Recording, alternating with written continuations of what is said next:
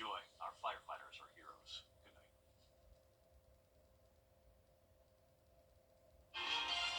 The crisp weather continues, and it's only going to get colder next week. Highs in the 30s. Details coming up. Right now on News Channel 6 at 11, school districts opting out of House Bill 581. We'll explain exactly what this means. Also ahead, many school districts in South Carolina were impacted by a data breach last week, how local schools were affected. And respiratory illness is on the rise, how health officials say you can stay safe this flu season. As your news at 7 starts now. Live from Television Park, this is WJBF News Channel 6 at 7. Coverage you can count on begins with the Richmond County School Board's plans to opt out of the homestead exemption. Good evening, everyone. I'm Dee Griffin. It's one of 4 school districts in our area that is looking to opt out of the House Bill 581. Graham Lee has more. Last April, Georgia Governor Brian Kemp came to Augusta to sign House Bill 581. It's in place to provide property tax relief to homeowners, but there is another part to the legislation. If you can pass this, it would allow local school systems such as ourselves to opt out if we follow certain requirements or procedures in that, which includes the public hearings and the advertising, etc., which is what we're doing now.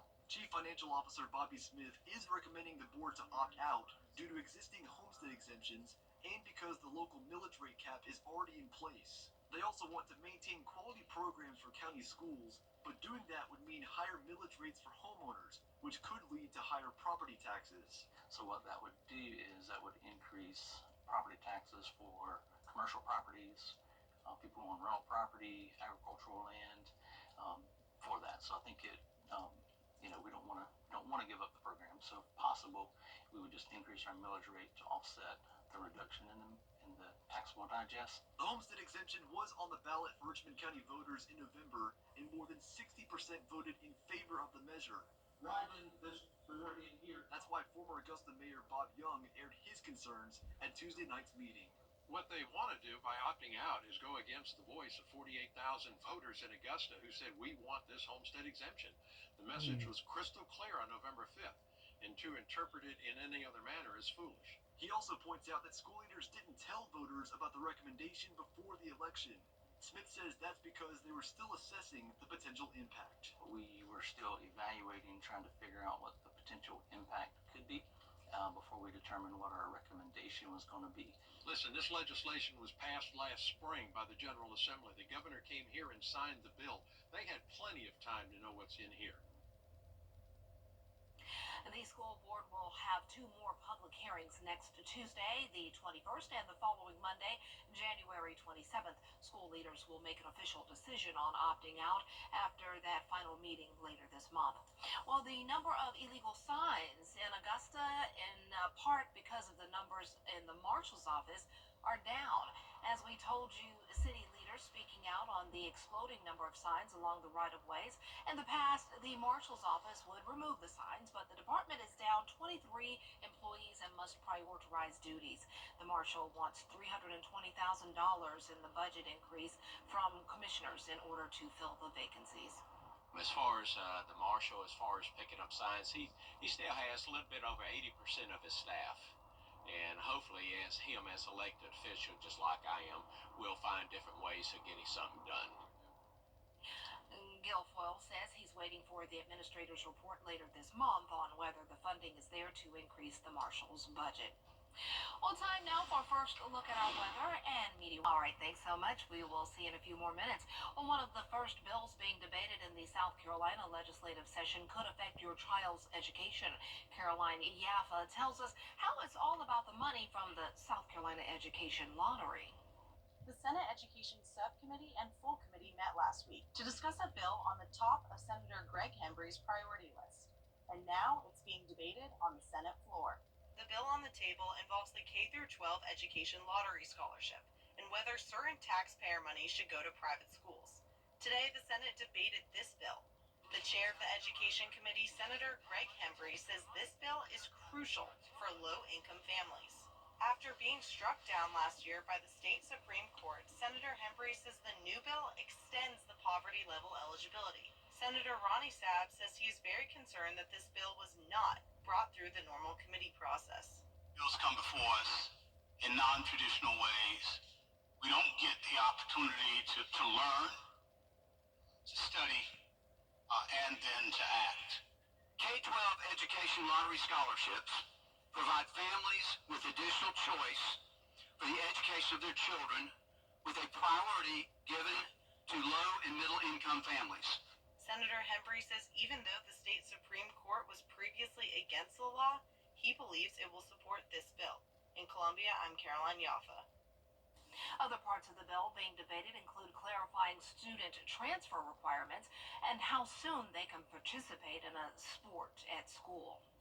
In both Georgia and South Carolina, there have been about 1,000 cases in each state of flu hospitalizations since the start of the flu season. Georgia accounted for 260 hospitalizations in the first week of January alone. The respiratory infection, which is typically spread through bodily fluids, has forced people to stay at home or see a doctor due to the contagious symptoms, often consisting of a fever, cough, nasal congestion, and more.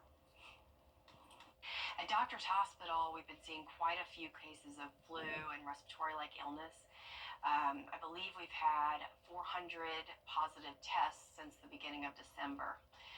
And there are also people who are testing negative but still have influenza-like illness. Whether you've had the flu or not, doctors encourage vaccination to prevent or reduce catching the respiratory infection. Some South Carolina students and teachers had their personal info accessed in a big data breach. At one district, at least one of them in our area, has been impacted. Aiken Bureau Chief Sean Cabbage-Stock has more. Bamberg County is one of several school districts in South Carolina affected by the Power School data breach.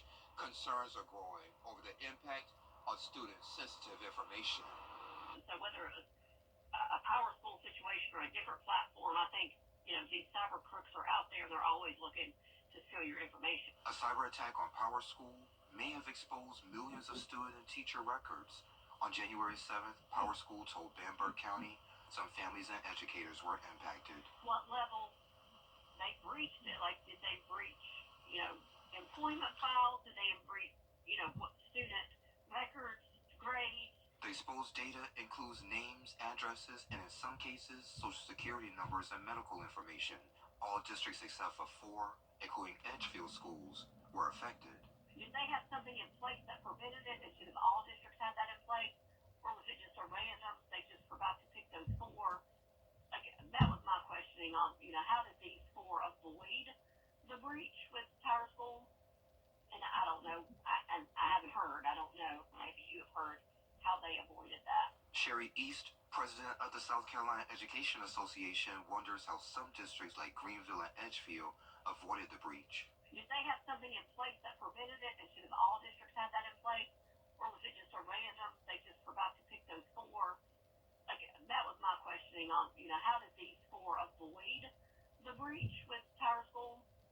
And I don't know. I haven't heard. I don't know. Maybe you have heard how they avoided that. She thinks districts should keep parents in the loop. They need to act fast and offer security monitoring for everyone impacted. Or young people, what if this would impact their identity 10 years from now when they're graduating or turning 18 or, all that kind of stuff. Officials say parents should watch out for any unusual activity like new accounts or changes to credit. In Bamberg County, I'm Aiken Bureau Chief Sean Cabbage-Stock, WJBF News Channel 6. Still ahead, after months of negotiations, a ceasefire. How to ease the South Korea. Next, ET. Tonight at 7:30 on News Channel 6. Get clear, accurate stories that don't waste your time at WJBF.com. Weather headlines on News Channel 6, brought to you by Hickson Roofing. Weather headlines on News Channel 6, brought to you by Hickson Roofing. If you think prescription drug prices are high these days, you're certainly not alone. Now a new government report is pointing a finger at a group of people marking up prices. Lionel Moise reports. New accusations about what's driving up the cost of prescription drugs for more Americans. A new report from the Federal Trade Commission claims organizations known as pharmacy benefit managers, or PBMs, profited billions by raising prices of specialty drugs used to treat cancer, HIV, and other conditions. PBMs, the so-called middlemen in the pharmaceutical industry, only exist in the U.S., negotiating drug prices. They mainly work on behalf of insurers, so their direct clients are health insurance companies and plans. The report focused on the PBM's Caremark RX, owned by CVS Health, Express Scripts, owned by Cigna, and Optum RX, owned by United Healthcare.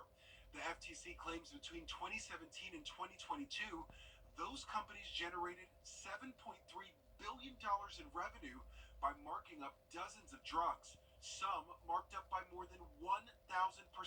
Patient advocates say more transparency is needed, with insurers themselves often in the dark about how much the prices are marked up. What impact are you seeing this have on consumers? The individual patient does not directly benefit from those negotiations. And that's one of the reasons why drugs are often unaffordable, even for Americans who have full insurance.